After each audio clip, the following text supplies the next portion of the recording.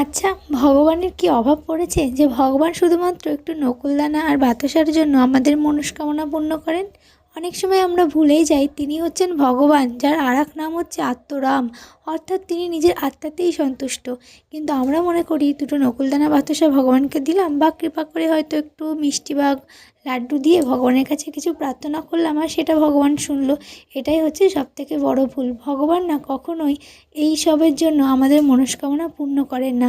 তিনি চান যদি একটু মানুষরা শুধরায়, যদি একটুখানি এই করতে করতে স্বার্থের ভালোবাসা বাঁচতে বাঁচতে কখনো তাদের হৃদয়ে নিঃস্বার্থ প্রেম জেগে ওঠে। ভগবানের কাছে তো কোনো কিছুর অভাব নেই, এই জগৎটাই তো ভগবানের। তার কাছে কিসের অভাব থাকবে বলো? তার কাছে শুধুমাত্র অভাব হচ্ছে একটু ভক্তির। সেই প্রেম আর ভক্তির পাগল, তার কাছে এর অভাব কখনো পূর্ণ হয় না।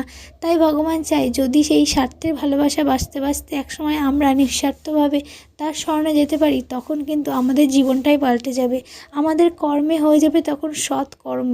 তখন আমরা ভালো কর্ম ছাড়া খারাপ কর্ম করব না। আর ভালো কর্ম করলে আমরা ভালো থাকব। সেই জন্যই ভগবান না আমাদের ইচ্ছেগুলো পূরণ করে।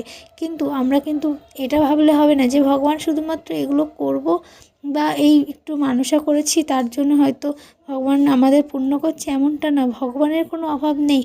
অভাব তো আমাদের ভাবনার অভাব, যে তিনি হচ্ছেন ভগবান, আমরা তার কাছে কী প্রার্থনা করছি। আমাদের সব কিছু তো আমরাই পূর্ণ করতে পারবো, এই জগতেই সব কিছু আছে। শুধুমাত্র কর্মটা সৎ করো, ভক্তিটা হৃদয়ে আনো, তাহলেই দেখবে তুমি কর্ম করে সব কিছু পেয়ে যাচ্ছ। শুধু স্মরণে ভগবানকে রেখো, যে আমাদেরকে রাস্তা দেখান, সৎ রাস্তা দেখান, ভালো রাস্তা দেখান, নিঃস্বার্থভাবে।